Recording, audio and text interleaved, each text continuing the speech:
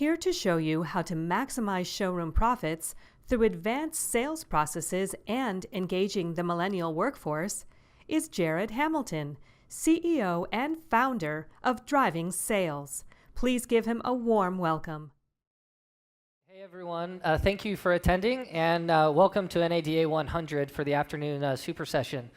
We're going to start off today with a question. I'm going to get you all thinking outside of the dealership realm for just a minute. I want to take you guys back to October 13th, year 2015. So just about 15 months or so ago, 16 months ago.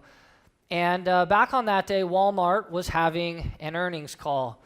They were having an investor conference, and they were talking about the newer CEO. Doug McMillon was talking about the state of Walmart and the operation of the business.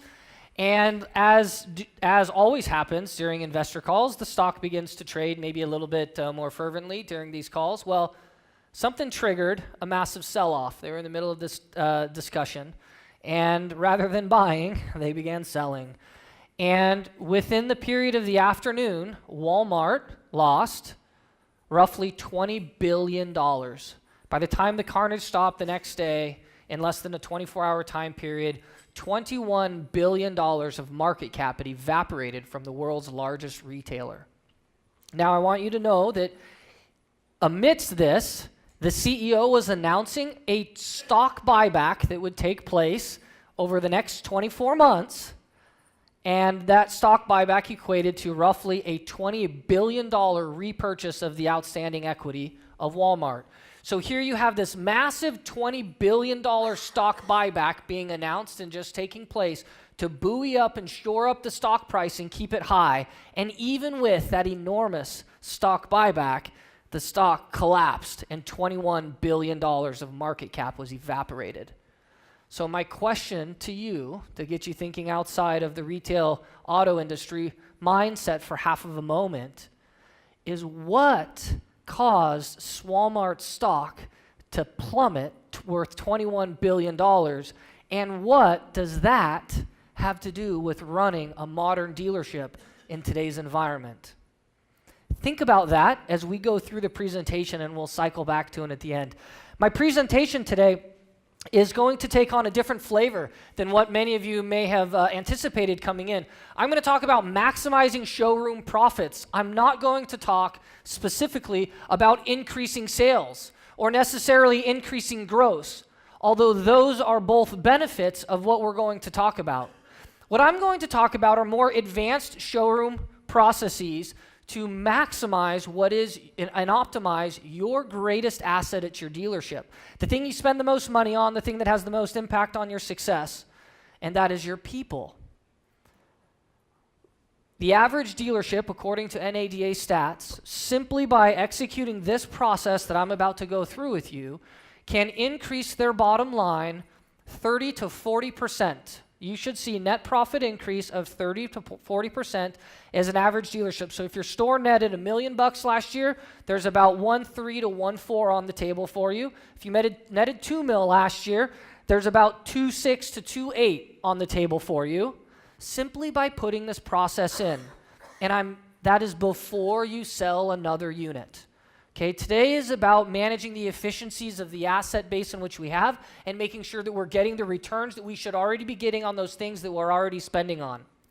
We're going to talk about managing the people, and as we go through this, you're going to see that this process perfectly aligns your dealership with something that most all of us have challenges with, and that is engaging the millennial workforce. Consumer behavior has changed. And frankly, employee expectations have changed also. And when we look at bringing these millennials into our workforce, we see that there's this gap from the experience that we provide and the experience that they're looking for. And so this process here that we're going to go through is designed that puts your dealership square in the value that these millennials are working for. Now, this isn't just for millennials. This is really about optimizing your entire workforce at your dealership across all generations, but you will see that it will give you a strategic advantage with that particular generation of the millennials. That said, I want to add something else before we kind of get rolling on this. Many of you know me. I have lots of friends here in the audience, which is always fun. And you know I spend most of my time with driving sales. And at Driving Sales, we spend a lot of our time and resources studying challenges and really peeling back the problems that dealerships facing, and then creating educational tracks around delivering these solutions to dealers. I'm also a dealer, and the reason that I want to bring that up here is that one of our stores in particular, we have 2 stores in Oregon. I have a Honda store in Washington and another Honda and a Subaru store in Oregon. And we've been living what I am about to show you for the last year and a half. We bought this dealership, and I had a goal in the first 12 months of operation to triple our net profit. That was our goal. Between my partner and I, and we kind of got each other all excited about hitting this goal, and we went after it. And the bad news is we didn't hit our goal. The good news is we came pretty damn close. We more than doubled the net profit in year 1, just shy of tripling it. And here's the somewhat embarrassing part, but I'm totally transparent. My volume went slightly down. So I sold less cars, but I made the store a heck of a lot more profitable. And I did it largely with the process you're about to see. It was simply about managing the assets that we have and putting the right money in the right places and getting in better equilibrium of the store in the investments that we were making. Now the store is poised to continue to ratchet up the volume in a much more profitable state. But considering that we're already at like a 260 or 270% increase in our net profit, we're already sitting pretty good. I bring that up because I want you to know that I'm going to show you some things that are going to pull at you a little bit. And you're going to say, that's outside of my comfort zone, or that's not something that I typically would do. And I want you to know that it can be done and that I can empathize with you because I'm dealing with the same things, putting my money out there and making the same bets that I'm going to request or that I'm going to recommend that you all make. And I can answer questions about where we've scraped our knees and where we've had some bumps and bruises as we've gone through this journey. So now let me tell you what you can expect over the next hour and 10, hour and 20 minutes. They give us like an hour and 45-minute time, so that's open for Q&A, and that's just a long time to sit in a seat, especially if you're a guy like me. So what can we expect? First thing I want to do is I want to go through a case study that is non-automotive. And the reason I want to go through a non-automotive case study is because I want us to be able to look at an industry that faces some similar challenges that we face and look at some potential solutions in a setting that isn't emotional for us. If we look at things that are in our industry, a lot of times we can get defensive because we're kind of holding the mirror up to ourselves. So we're going to look at an industry outside of automotive first. We're going to get a couple of takeaways. And then with that, we're going to look at what causes the problem inside of the auto industry. And then what is the solution? There's a 5-step solution. We're going to go through it. Again, it's a 5-step solution that's proven to be effective over and over in other industries. And so our job is just going to be to take those learnings and to put them into practice here in the auto industry. So let's start here with a case study. I'm going to start out by asking you all to think about where you think we as a dealer can find the greatest value over the next 5 years. And if you think about where innovation has happened, we've had an enormous amount of innovation in the digital marketing realm. Search marketing, social media marketing, data analytics. Computers are now so much faster and so much smarter that we can process piles of data and gather insight in areas where that used to be just piles of numbers. Responsive selling. We had this narrative in the industry for a couple of decades that said there's really 2 ways to negotiate a car deal. There's the one price experience, and then there's the traditional negotiation experience, and they're on complete opposite ends of the spectrum. Well, with a bunch of research that we've done and others, we've recognized that, wait a minute, this is a false choice. There's a third business plan right in the middle that says you can be 100% transparent. You can give the customer everything that they're looking for as if you're a one-price dealer, but still leave yourself enough room to negotiate the deal so that you can still make the customer happy, because contrary to what some would say, customers do, statistically, it's a fact, most customers do want to still negotiate a little bit on their car deal. But they don't want to negotiate big numbers and in big droves against an untransparent foe. And that's how they look at it. They look at us as a foe if we are not transparent with them. So the market is moving towards this responsive or one-price world, and we've got to figure out how to live in that world. Inventory management has given us huge innovations in the industry. We're understanding what are the right cars to buy, and how much should we pay for them, and how many of them should we stock, and what's their days to market, so that we can get that inventory up, because we know that the greater that we turn our inventory, the greater the multiplying effect that it has on our net profit returns. Inventory turns multiply our success, regardless of what our front-end gross average is. Front-end gross average, particularly in used cars, is not the key metric to drive success. So if you think about maybe the last 5 years of innovation and value to the dealer, these are the things that you land on. However, they all have the same weak link. And that is to create value from search marketing to create leads and phone calls and walk-ins and opportunities for the dealership, or to the brand name for the social media to push more value potential customers into the store, data analytics to see who we should be calling, when and where, equity mining, etc., responsive selling, inventory management. Value is handicapped and or blocked if our team does not execute on their processes properly. We are not yet in a phase where the industry is automated. This has been, and for the foreseeable future always will be, the people business. And as long as we are in the people business, until we equally invest in our employee optimization, we will simply handicap the value that we could be getting from the other innovations. So to answer the question directly, where do I see us as an industry creating and harvesting the greatest degree of value over the next 5 years? I think we're going to see enormous sophistication come to our aid to help us optimize what is our greatest asset, and that is our people. And the reason that I say that is because if you look at corporate America, 85% of corporate America has a human capital management system and or a competency map in place for their employees, and less than 3% of dealerships do. This isn't something where we have to reinvent the wheel. This is something we simply have to take what has proven to work elsewhere and apply it to our business. We have our greatest cost and margin eaten up with our employees, and it is the least effective investment we can make today. That's sad. And that speaks to an entrepreneur like me. That speaks like an awesome opportunity. And that's what we're going to talk about today, is how do we optimize our team so that we can increase the value across all of the innovations that we can see inside of the industry. I promised that we were going to start outside of the industry with a case study. I want to look at Costco. You're all familiar with Costco. They're the big, retailer that sells everything in bulk. So you spend, $80 a year or whatever, and you get your license, your pass, and you can go shopping at Costco, and you can buy toilet paper by the 5 dozen, right? And my favorite thing at Costco is you can buy like the 4-gallon things of Nutella. Like my kids chow on those. So everything in Costco is sold in big, huge bulk, and you have to pay to be the member there. When you go inside, it's just a giant warehouse, literally with shelves and forklifts going around, picking up and moving all of the cases of shampoo and cases of soda and everything that you can buy in big, massive quantities. Let's look at their employee investments. The average employee at Costco starts out with a wage of $17 an hour. 82% of those employees are given full benefits with the company, meaning healthcare, 401k, dental, etc. The company contributes to 92% of their plan, and they do a 91% employee match, meaning the average employee gets a $1,300 bonus towards the end of the year, contributed to their retirement plans.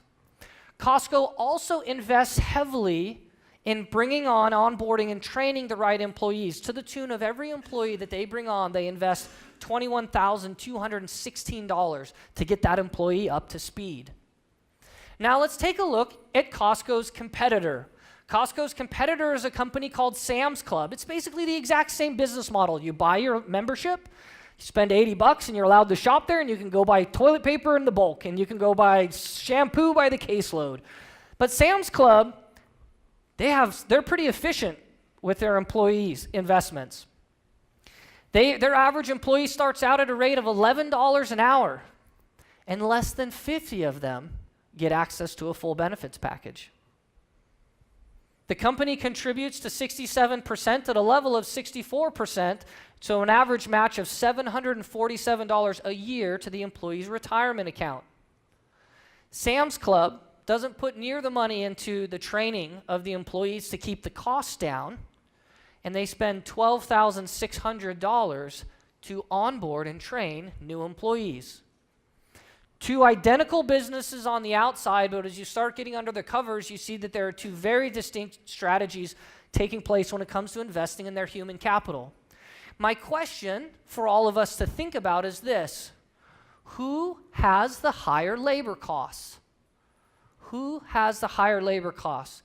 And if you simply take the calculation of the investment and the wages and total it up, you'd come to the conclusion very quickly it's a no-brainer. Costco has the higher wage costs.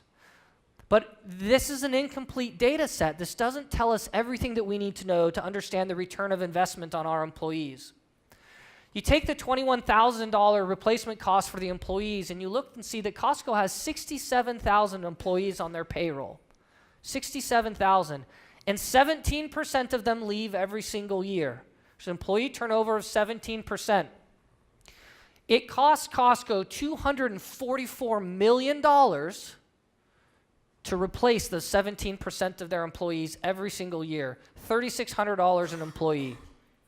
If you do the same thing for Sam's Club, they turn over their employees at 44% a year. So even though their labor costs, even though their wages are significantly lower, when you look at the total of the labor costs, they spend $612 million to manage the churn, even though they pay their employees so much less and train so much less. What's the core takeaway here? What's the big meat of this? The fallacy that we get trapped in as business owners is that we believe at first glance that labor rates are the same thing as our labor costs.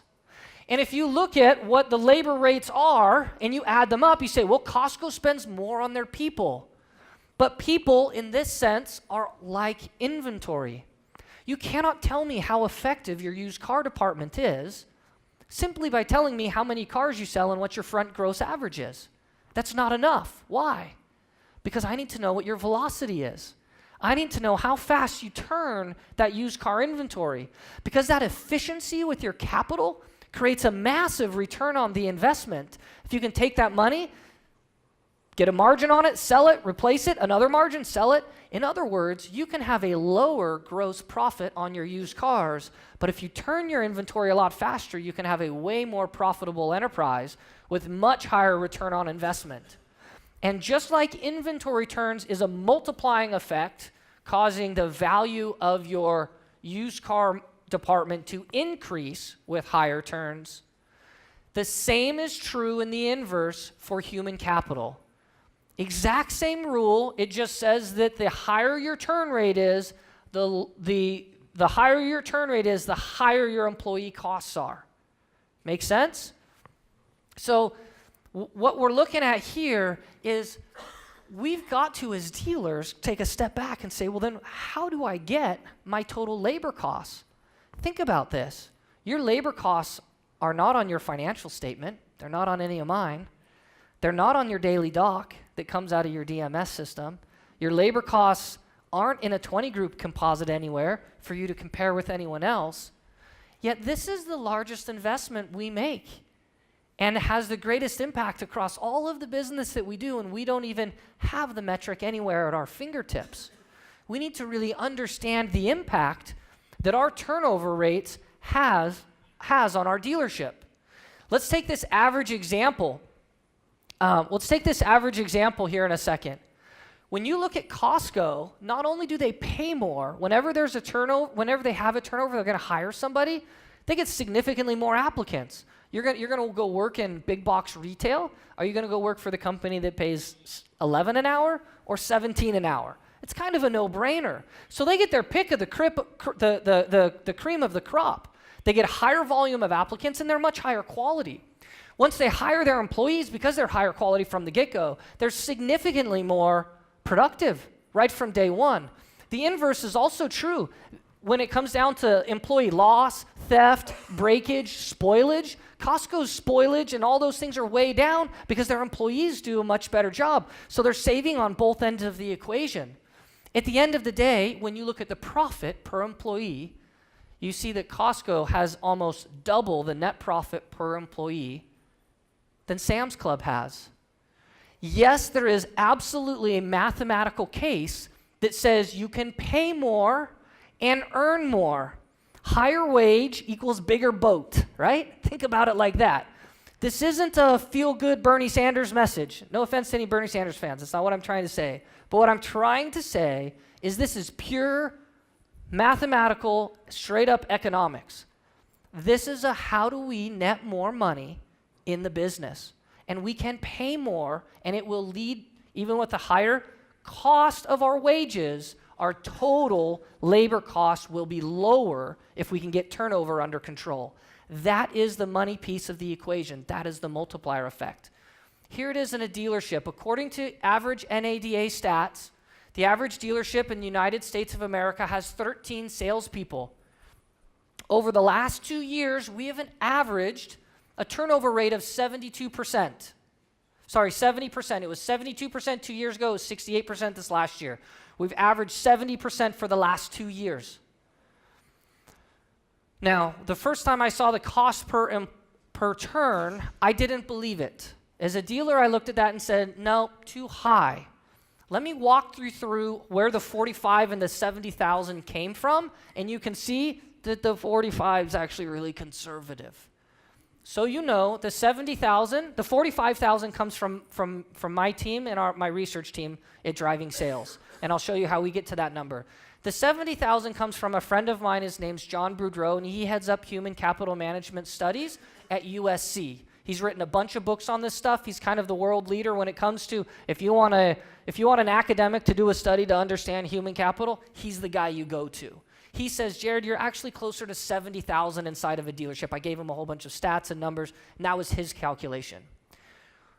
Let me explain. What do you all think is the greatest cost in turning over an employee? It's not the ad. It's not the ad to get them. It's not maybe a software that does a personality profile test on them or a Myers-Briggs study or something.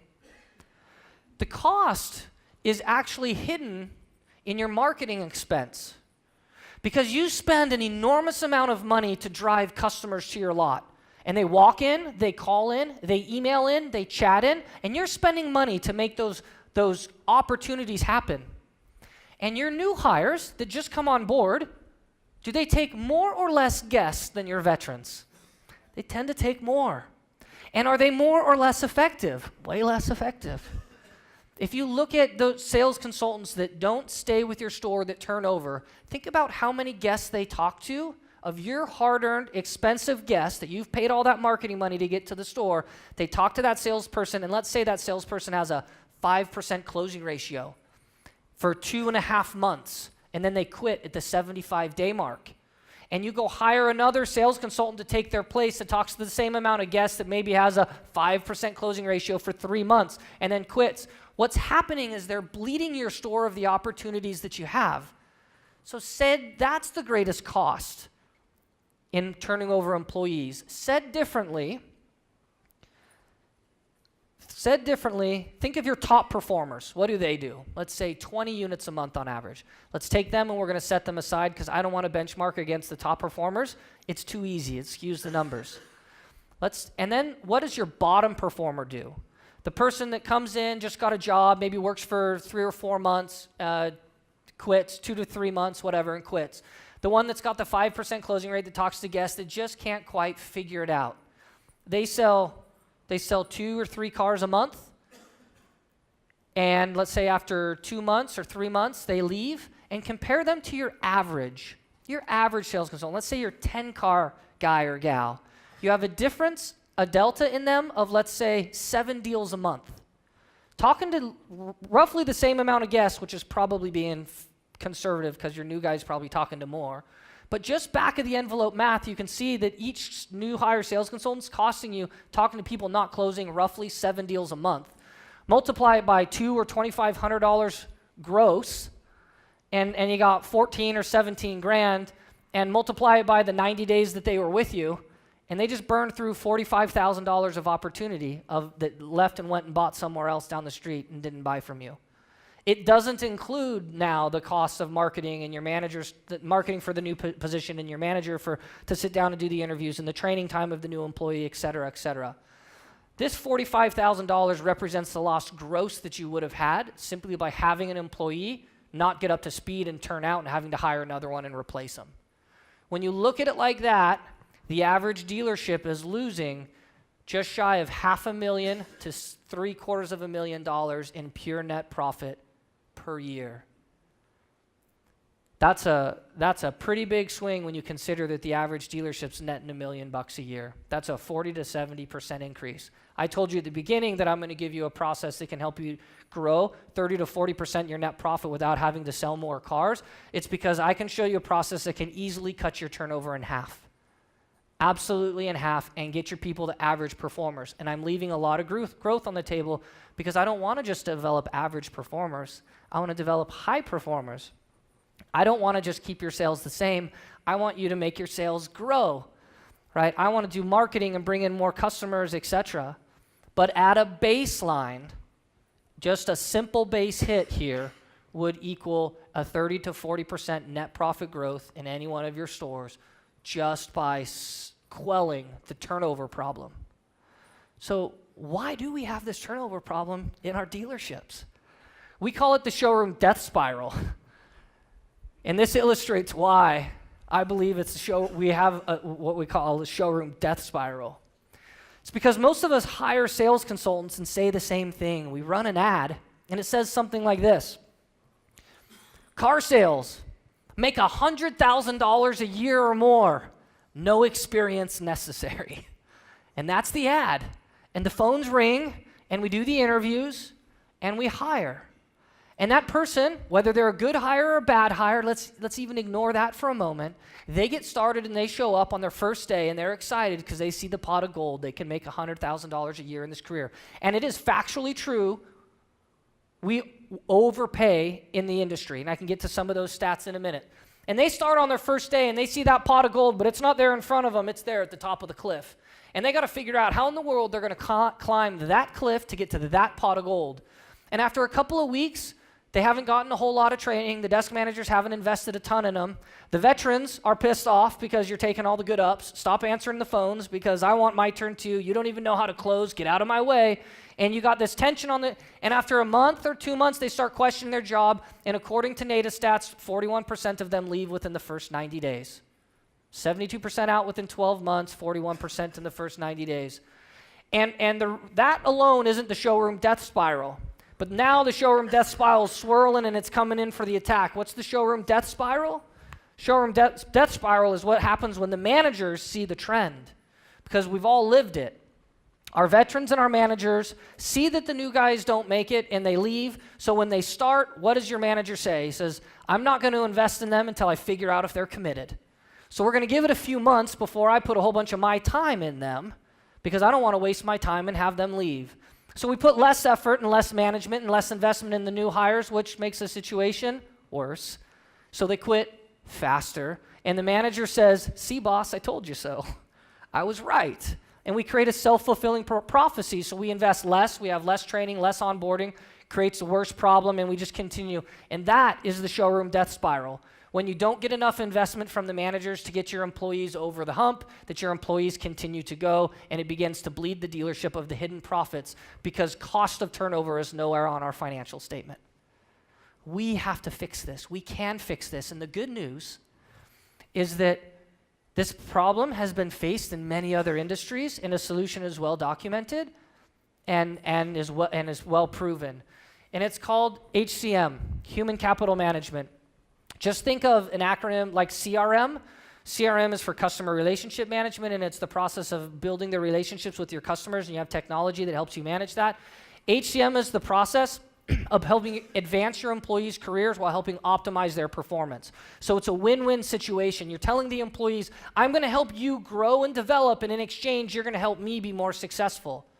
And I'm telling you right now, mark my words, you will see HCM systems in the auto industry today, in the very near future, just like you see CRM systems today. Think about CRM systems 10 years ago when we were first saying, what are they and do I want one? And now we can't live without them. That's how we'll be with HCM systems in probably the next 5 years. Because 85% of corporate America has a competency-based human capital management system in place, and they run with turnover significantly less than us, usually less than half of what ours is. And in our efforts and in our cases, where we've put HCM processes in place in dealerships, we've seen turnover drop from about the 72% to somewhere in the mid 20% range. Huge, huge net profit creation for the dealers overnight. So what is this cycle of assessing an employee, giving them a career plan, helping them develop against that career plan? Training is a small portion of this. This isn't about training. This is about optimizing an asset base that we have untapped in our organizations. So it's developing them against the plan per their assessments of where they're strong and weak. Measure all of the performance reviews, measure their growth. You're gonna constantly hear me talk about two categories of items. You're gonna hear me talk about performance quotas, things like volume, things like gross, things like CSI, the outputs that you want from your salesperson, those are your performance quotas. And we'll talk about the development quotas, the skills they need to learn, the processes they need to learn, the products they need to learn, etc. And you take the performance quotas and the development quotas, put them together, and you measure them. And then you reward against both sets. Right now, most dealerships reward against one, only the performance quota, which means we don't encourage learning, which means we stagnate the employees. We don't mean to be, but we sort of support the stagnation of them. So we're going to reward both, and that brings us right back to the top of this cycle. Assess, plan, develop, measure, reward. Assess, plan, measure, develop, reward. It's effectively like building someone a ramp to get to the top of the cliff where the $100,000 bucket of gold is. And that's the process that we're going to now kind of work through and discover together over the next 40 or so minutes. So we're going to talk about how do we do this inside of the dealership. There's 5 core steps. There's some things we need to break down and really understand. So let's talk about how would we implement this inside of a dealership. First thing what I want you to do is I want you to go through, follow with me for a minute on a process that many of you have already lived through with your dealership. And I'll use one of my stores as an example. If you were to kind of deconstruct success, everything starts with your mission statement. Not every dealership in here defines success the same way. Some of you have success as a certain net profit goal. Some of you have success as maybe a succession goal, taking it from one generation to another. Some of you have a mission that is, an Eric Savage who's in the life improvement business, and he's about counting the amount of lives that he touches and improves. As independent business owners, as many of us as there can be that many different missions. You need to be really clear on what your mission is. Our mission at our dealerships is to provide an experience so awesome that every guest recommends us to all their friends and returns again and again for all their automotive needs. That's our mission statement. Every employee is expected to memorize it. Every employee is expected to live it. But we can't just say, there's your mission, memorize it, live it, because they'll say, what does that mean? And we'll say, well, if you're living it, you should be getting specific outcomes. What are those outcomes that we are looking for? And I'll give you an example. We had a customer that called and said, I'd like to buy a Honda Civic. He lives in Southern California. Our dealership is in Washington. No problem. We sold him the Honda Civic. We were on the way driving it out to him somewhere near Reno, Nevada. The car started sputtering, pulled over at a rest stop, lifted the hood, brand new Civic, kind of embarrassing, and a lady comes up and says, is your car not working either? And our sales rep's like, yeah, something's wrong, embarrassed because it's a brand new Civic. And she said, did you put gas in the car at that gas station that was 3 miles up the road? He said, yeah. Why? She said, me too. The gas was contaminated. All the cars that have left there are breaking down. Right? Burnt out the fuel pump. We shipped it to a dealer that's in our 20 group that happens to own a Honda store in Reno. The customer says, I don't want a car with a burnt out fuel pump. I want a different car. Go back to my mission statement. Okay, we want to get recommended, so we'll unwind the deal. Don't worry about it. We'll fix the fuel pump and bring it back. We'll send you a different Civic. The customer says, it's too late. My daughter's got to leave for college in 2 days, and you can't get me the car fast enough. So I'm going to have to go buy it from a local dealer. We lost the deal. I lost the deal, but did I win according to my mission statement? If the customer's recommending us to their friends, and if the customer will return again and again, then I would argue that yes, I won per my mission statement. I lost the battle, but I'm winning the war. And this is what I'm talking about, being really clear on what your outcomes are. Because most dealers would argue that that scenario that I just played out was a failure, but not at my dealership. that was a win. And it was proven as a win when a couple months later, he called the same customer and said, now I need to buy a vehicle for my son. And we were given another chance to help him out. So you take your mission, you deconstruct it, get really clear on what the outcomes are that you're looking for, and then you take those outcomes and you figure out how you're going to measure them. So how would you measure those outcomes at my dealership? Well, at my dealership, we count recommend again and again, our online reviews, and our CSI scores and the percent recommended. We do a survey of everyone that leaves. Would you recommend us to a friend, like a net promoter? We live and die off of that. The second thing that's really important to us is return again and again. B-backs are massively important to our dealership and our business plan, as are repeat customers and referrals. We compensate for them, we track them, they're part of the employees' performance reviews. That's how we create wins. Mission to outcomes, outcomes to measurements. My objective isn't to sell you on my mission plan or my mission statement and to get you bought into it. Every one of you should have your own, but every one of you should be able to take your mission, deliver it to the outcomes, and then figure out what measurements you're going to use to track those outcomes. And then once you know what those measurements are, you build your processes to give you those. A process meant to deliver B-backs is not the same as a process meant to close the most on a first-time ratio. My first-time closing ratio might be half of what some of your stores are. But I'd put my total closing ratio up against anyone in this room because my B-backs are so high and they close at such a phenomenal rate. So when someone leaves my dealership, I know that 4 to 5 out of 10 are going to come back and buy from us. When a lot of dealerships, when that customer leaves, they're never coming back. So we built our process to play to this. We have a teach the shopper to shop. If they're on the showroom, they're not buying. We teach them how to go make life a little tough for the next sales manager that they meet so that they blow up in the deal and they come back to us, right? This is part of the process. Here is where we break down from a human capital perspective, though. Because we have processes, most of us, that are very well defined. We are in the business of taking operational chaos and creating consistency. And we do that through process management. Where the breakdown on the human capital side is when you get the wrong people and you put them in the right process. So somehow we have to align and know that someone is capable of and is going to enjoy and have longevity in executing on a certain process. So there has to be a measurement or a unit smaller than process that we need to get to. And there is. In an academic sense, this is called a competency. A competency is the most basic behavior. Bunch of these behaviors strung together would be a process. When I'm going to use the word competency for the rest of my presentation, I'm not talking about somebody who is competent or capable in their line of work.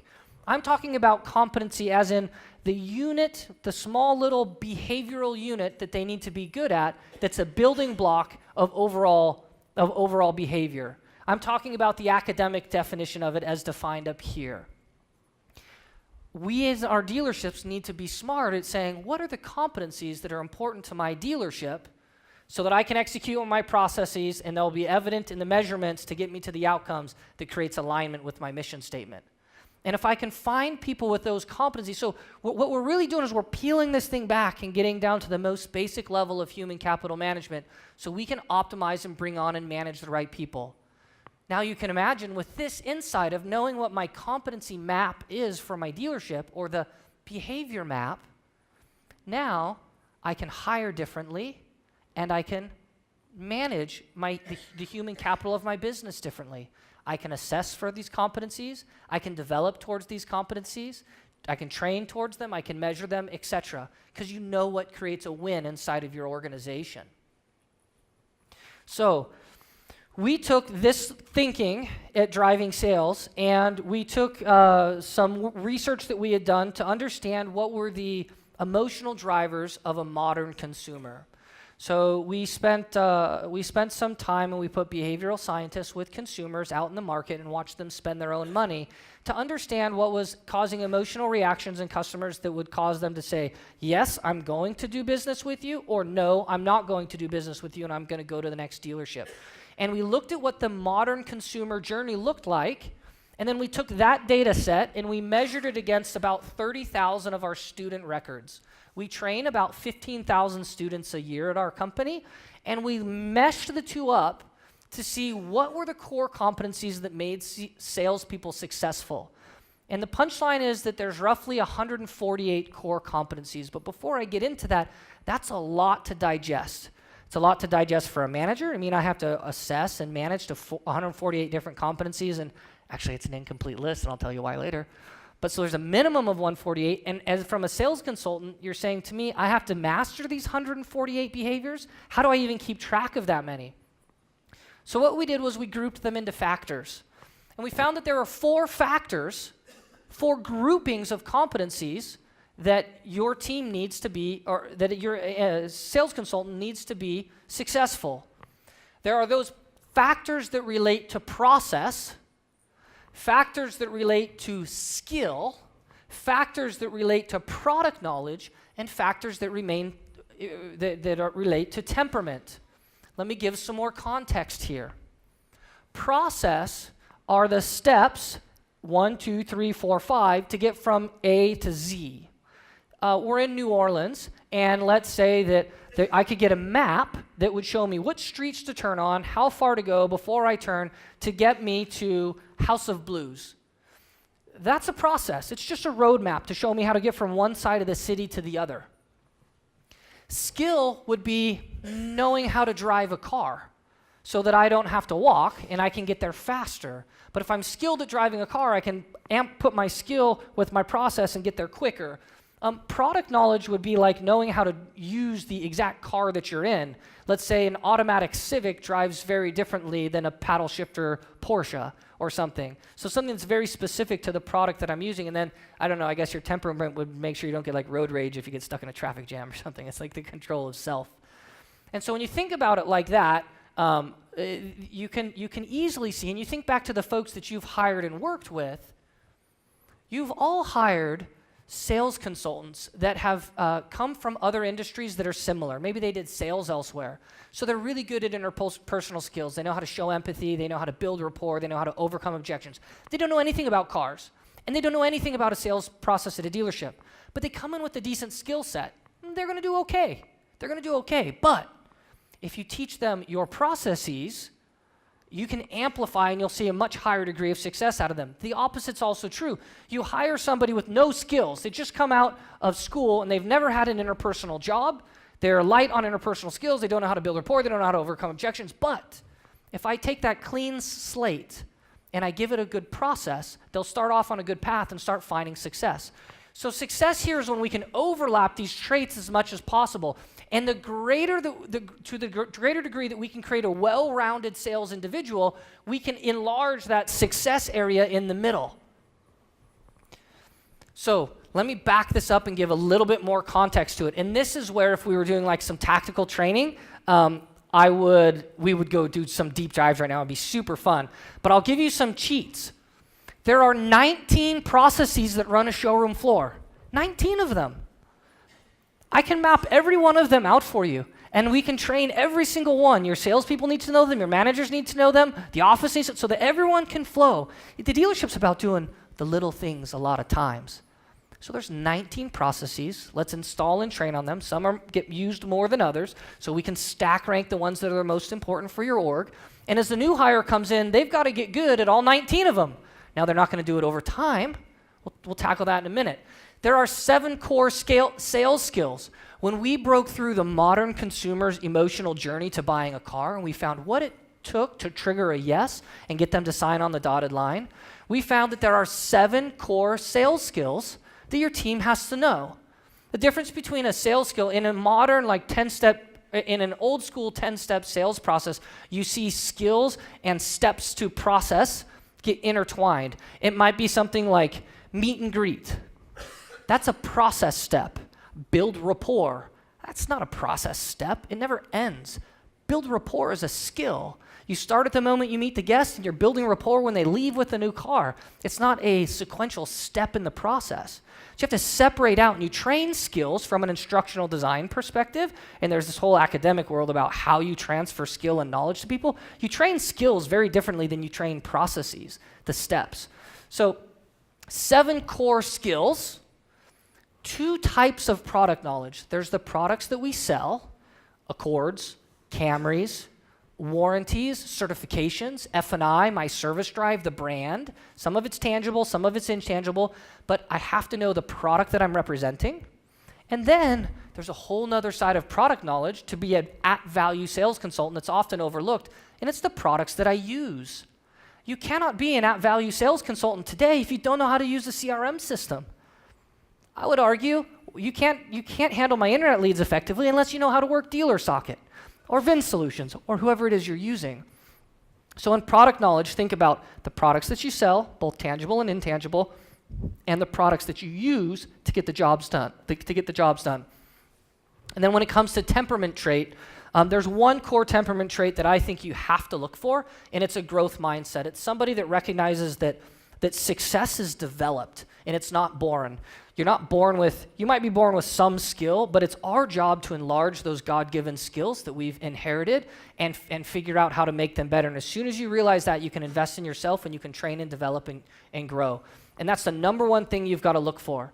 So when I hire employees, that's what I'm arguing for, is I'm arguing you bring the one, you bring your temperament, I'll give you the three. And that's the trade-off. You give me one, I'll give you three.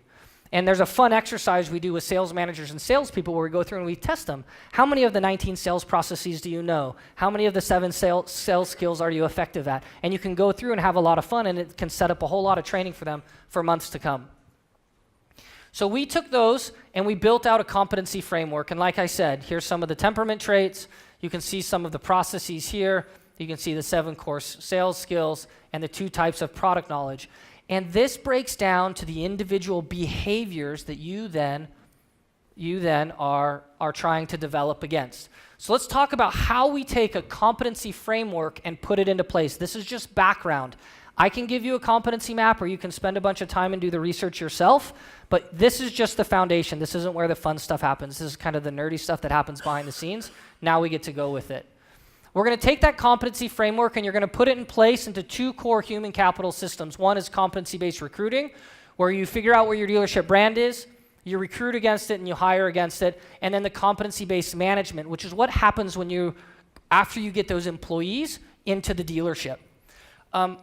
There's a lot of noise in the industry right now about competency-based recruiting, and it's fantastic, okay? It's really good stuff. However, you do the best job in the world at recruiting. If you don't have a competency-based management HCM system in place, you can hire all the wrong people. You're just simply going to lose them. It's like paying for good internet leads and not having somebody to handle them. So my suggestion, start with the human capital management side of it, of what do you do with the employees that you've got first, and then move into the recruiting. You got to start on the right-hand side.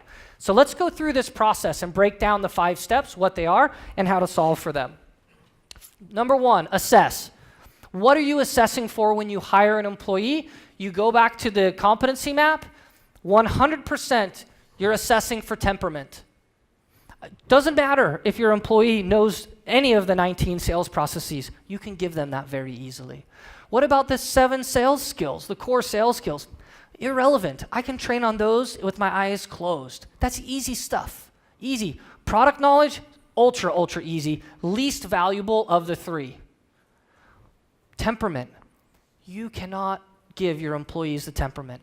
Your job when you are hiring is to find the people that'll be moldable, that'll come and put in the work and do the effort and learn from you. And if they'll learn from you, you can give them all the nourishment they need to make them experts in the process, the skills, and the knowledge. So always hire for the temperament on the left. Hire for the temperament on the left, and then we'll train the rest after they begin. Okay? Second thing, plan. I want to talk about another company here that's a little adjacent to our industry. Because when I talk about a plan, I'm talking about giving somebody a career map. Many of you have heard of the Enterprise case study. I know all of you have heard of Enterprise, the company. Kind of cool, some background about Enterprise. Enterprise was started by a man by the name of Jack Taylor. And Jack was a sales manager at a Cadillac dealership. So Enterprise was born out of the retail automotive world. And he named the company Enterprise after the ship that he sailed on during World War II, the USS Enterprise. That's how the company got its name. Anyhow, they grew, and in 1969, the insurance regulation changed where insurance companies had to give people an option to choose rental coverage on their insurance policies. So the rental car market got a lot bigger all of a sudden, and the company kept growing. And in 1980, he turned the company over to his son, Andy. Andy took over, and between 1980 and 2010, the company had explosive growth. By the time 2010 came, Enterprise employed 68,000 people, had over $12 billion in revenue. It was a private company. It was the 7th biggest private company in the United States. If it was a public company, it would have been, I think, number 185 in the Fortune 500. So that's how big this private company was, and 98% of the stock was controlled by Andy and the Taylor family. So you think about the kind of growth that they were going through, and to put this in the light, a lot of us are stressing over how do I get more sales consultants? How do I keep more sales consultants? How do I develop more sales consultants? And some of us have to hire 5 or 10, and some of us have groups. We might be thinking about hiring 30, over the next couple of months. They were hiring 8,500 new reps per year. Big, huge, daunting task. But listen to a few things that they said about their recruiting practices. First, they said that they were recruiting for work ethic, good communication skills, and somebody wanting to learn. Okay? Same kind of stuff that we're recruiting for. They made the comment that nobody goes, how familiar is this saying? Nobody goes to college to get into the car rental business. Right? Doesn't this directly apply to us? And then the best comment, the comment that I liked the most was their head of HR said, we hire out of the half of the class that makes the top half possible. In other words, they targeted the lower half of the class of people that had good personality traits and good work ethic. They didn't care so much about the grades. They wanted to find the people that were presidents of the fraternity or the sorority, great management skills, great work ethic. Enterprise pays, when compared to the average sales consultant, Enterprise pays about 40% less than we do as an industry. And yet their turnover is 50% after 2 years.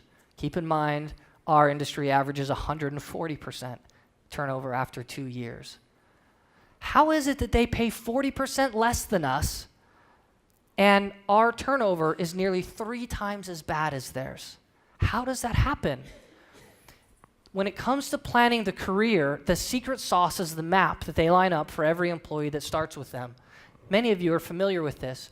When everybody predominantly that is promoted within Enterprise is promoted from within. Everyone predominantly that is hired starts as a management trainee. They are given a set of performance goals and development goals. You perform at these metrics and you learn these competencies, and then you get to be promoted from a management trainee to a management assistant. As a management assistant, you got to perform at these levels and you have to learn these competencies. And when you've hit those milestones, you can become an assistant manager, and from there to a branch manager. And then from there, you have lots of career choices. You can go into finance, human resources, risk management. Guess what this fancy word is down here? Vehicle acquisition and remarketing. Those are their used car stores. No joke, my brother went through the program at Enterprise, and 2 years into his program, he was promoted to become a used car salesperson. 2 years. 2 years of management trainee before they let him go out and take a guest on their lot. If we apply this same level of thinking to the dealership, we could have a career path mapped out based on your store's goals. Now, this is a path that we use at our store. It might be different for yours. The key things we have here is I want to start people learning how to use the internet first.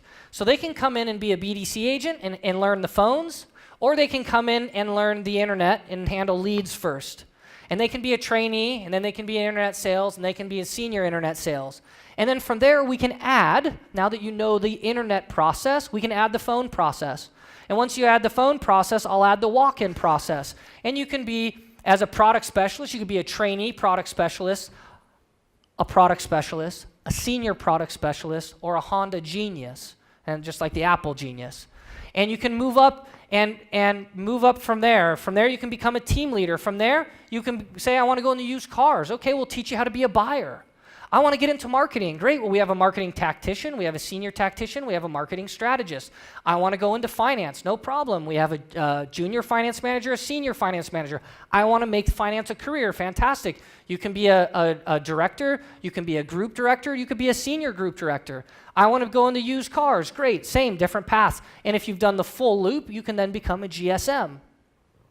Now, sales consultants, you're talking years and years to walk all the way through this, but just start within the sales consultant role. There's very easily a 2-year time frame that you can walk them through. This is another view of what we do.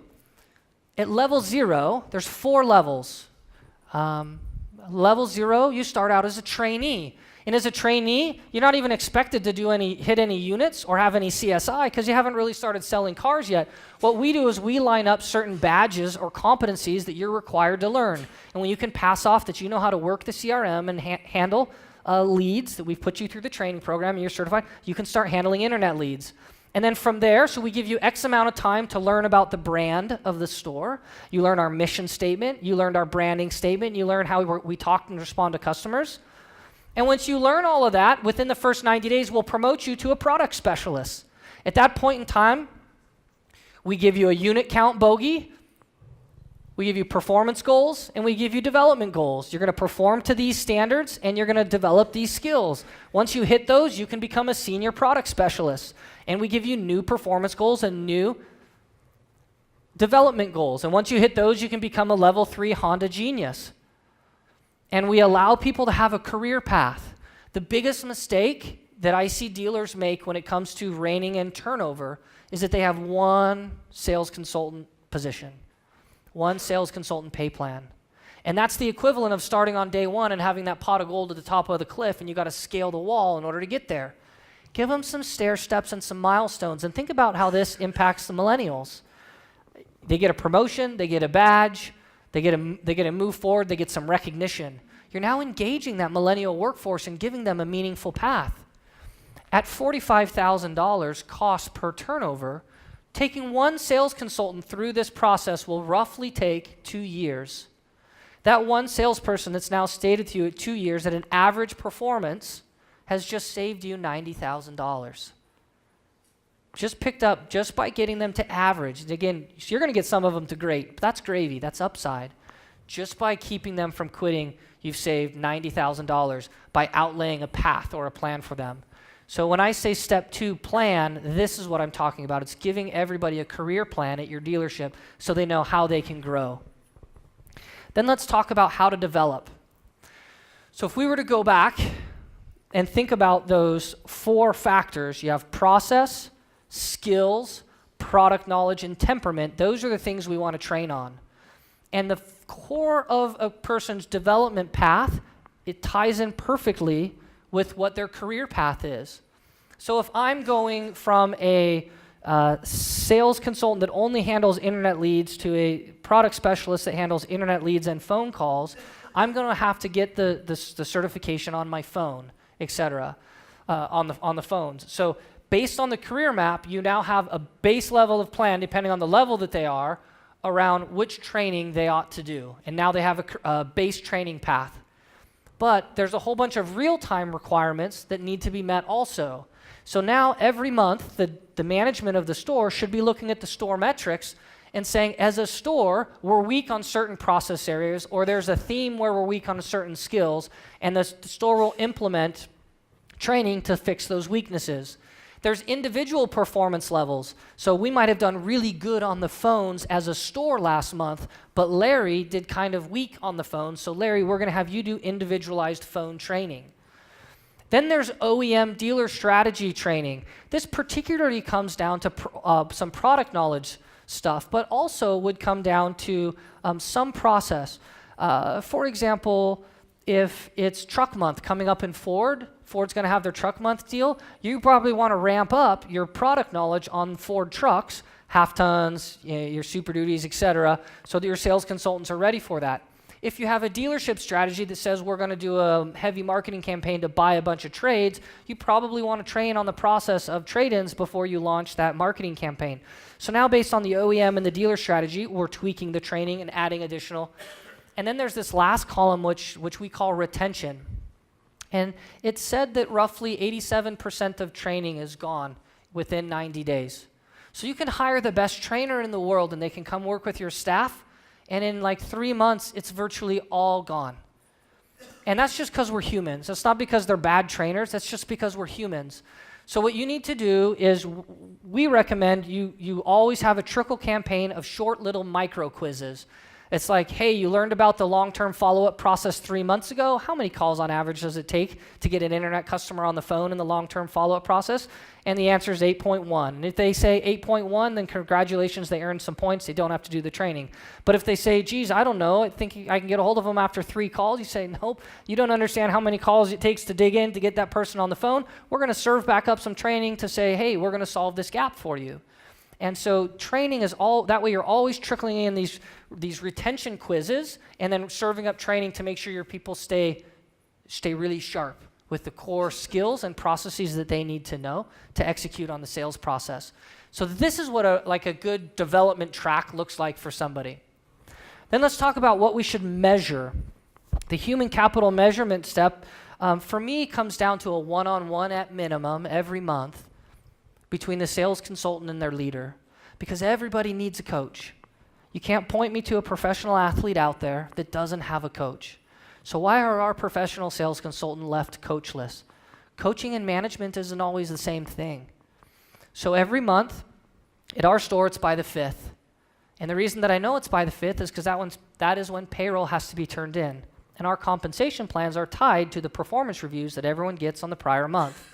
So in the first 4 days of the month, every manager sits down with a one-on-one with everybody on his team and says, let's review your performance objectives. Where did you win? Where did you lose? How can we improve? And let's go through your development quotas and talk about where you won and where you lost and how we can improve.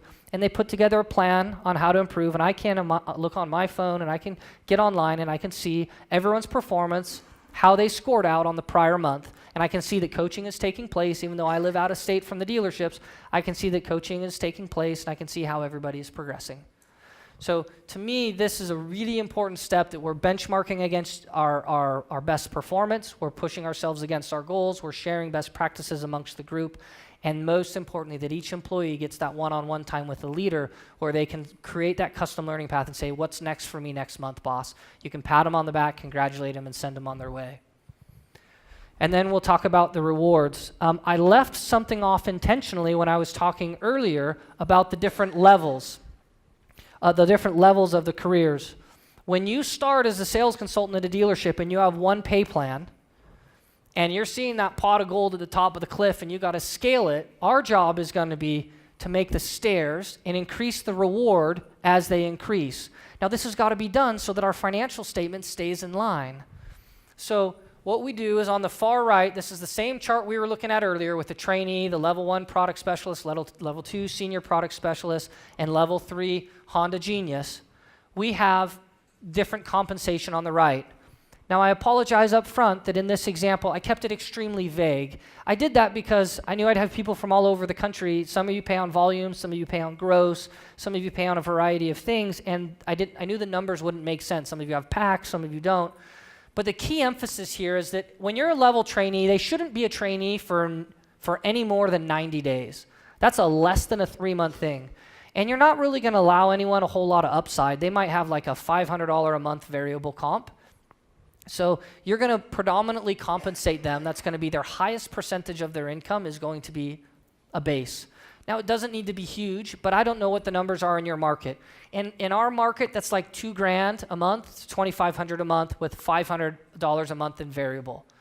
Your market, that might be way too much. Your market, that might be way too little to get anyone to stick around. But the key is you can't have them stressing about paying their bills while they are learning the craft of the trade. Remember, it's going to cost you $45,000 if they quit.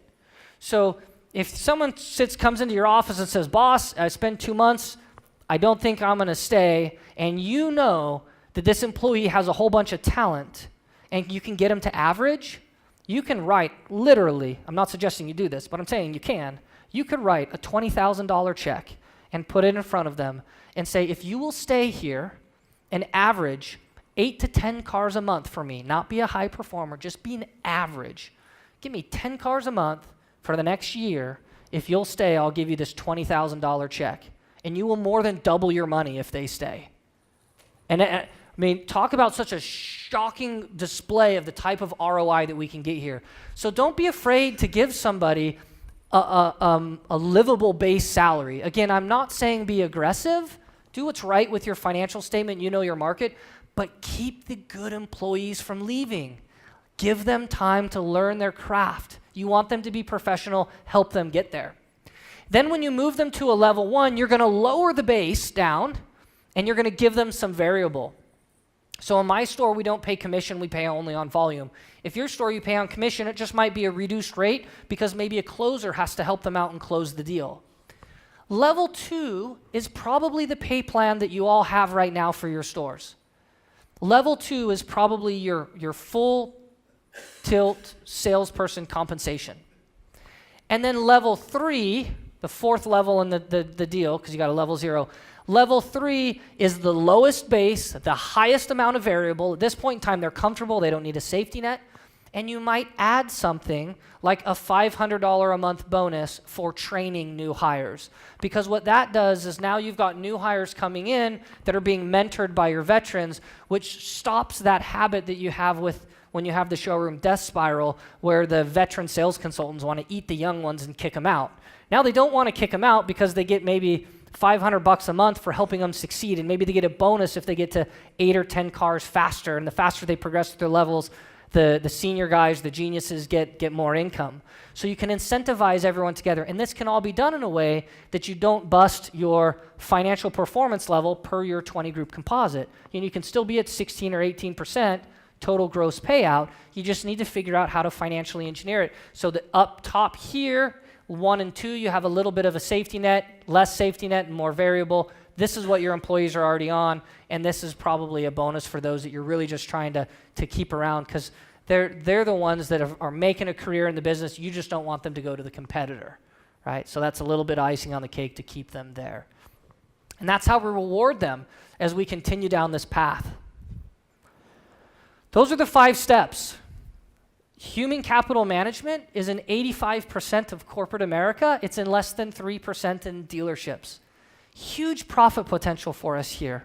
Assess, give them a career plan like enterprise, develop them against that career plan, measure with monthly performance reviews, keep the records of the employee growth so that they can see the milestones as they hit, and reward them as they hit their milestones.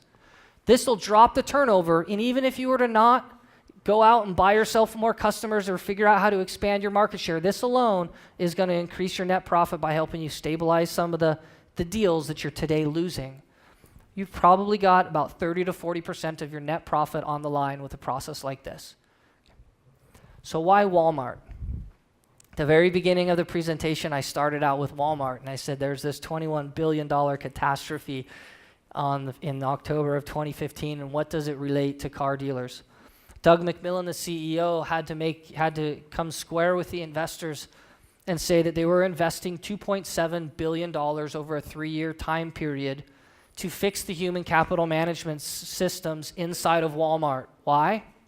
Because their turnover rate had gotten to 62% a year, and it was unsustainable. That the savings that they were getting by hiring people so cheaply were being eaten up and then some by the cost of the turnover. All of the savings that they had by keeping their employees' pay packages and benefits low were being eaten up, and then they were eating up into the further profits. He said it was absolutely not a sustainable business, and it was going to cost them nearly $3 billion to fix. The stock plummeted because the investors realized that the business model that Walmart had been running on for the last couple of decades was not sustainable going forward. At 62%, and we are in the turnover range of 70%. Most of us in the industry, not all certainly, but most of us as an industry live in that showroom death spiral. There is huge, huge value for us there. And then think of the Costco example. When you get hiring When you gain that upper hand in the hiring process, you get more applicants, and all of us right now starve for hiring sales applicants. You get the cream of the crop. All of us in the private conversations and dinners in the 20 group complain about getting quality salespeople. You get higher performers and you get less spoilage. It's good all the way around. The interesting thing is I was with Disney. Disney was doing something at one of our conferences, doing some training, and they were talking about the Disney Institute and the training that they do. And a dealer asked them a question. He said, it's not really fair to compare you to us because we don't get the same kind of people. Where do you hire your people from? And the guy from Disney laughed. And he said, who are you kidding? I hire from the same talent pool as you do. What's the difference between us and Disney? Well, they probably offer 2 weeks vacation to start off. We let them earn it after a year. If you look at our pay, we probably tell them we're not going to guarantee you any kind of an income. Disney will, even though it's maybe 40% cheaper than what we'll pay, it's at least guaranteed. How about benefits? Well, we might go a little bit stingy there too. I've been in more than one 20 group where there's debates about who's paying their people the least, and it tends to be a badge of honor. And what we're finding is it's breaking the business model of the dealer. And if you want to compete with a modern showroom floor experience and you want to compete with search marketing and social media marketing and all of the value that can be created with inventory management, none of that can be done unless you have good people on your staff. But the economics are counterintuitive. There is a position where you pay more and make more. And again, it is a purely economic case that I'm making in front of you. You pay more and you make more. I'm not just saying go raise all of your employees, give them all raises and life's good. That isn't what I'm saying. What I'm saying is if you manage and optimize your employees so that they can win and have growth in their career path while they're optimizing your business, you get to a place where you both get what you need out of it and you get a more loyal, more productive workforce, and the employees gain more longevity with where they are. This is how we ought to be focusing on our sales staff. Walmart just got blown out of the water to the tune of $21 billion for having the exact same problem that we at dealerships are having. It's been interesting since then. You can watch them, and they're having, it's costing them. There's some pains, but they're also having some wins. This is a very real issue, but we're not the only industry that's faced it. 85% of corporate America knows how to solve this. All we need to do is take that and implement it. The 4 takeaways that I would have for you are: number 1, think about your dealership competency framework. I probably wouldn't suggest that you go build one yourself. It'd be a lot of work. There's a couple advanced dealerships here in this room that I could tell you have done it. They did a killer job. But get your hands on one. Get one from me, get one from somewhere, and start thinking about the competencies, the behavior building blocks that you're looking to recruit and bring in and develop of your staff to get to the process, to get to the outcome, to get to the mission statement. If there's nothing else, go home and take your one singular sales pay plan and bust it into 4 levels.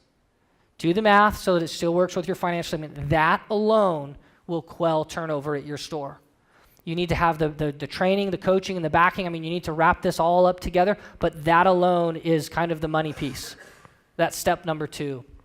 Then work the human capital management cycle. Assess people, give them a plan, develop them against the plan, measure them and check in, let them know where they exist in the plan, and reward them for their growth. And then finally, I would add, calculate your turnover tax on a regular basis.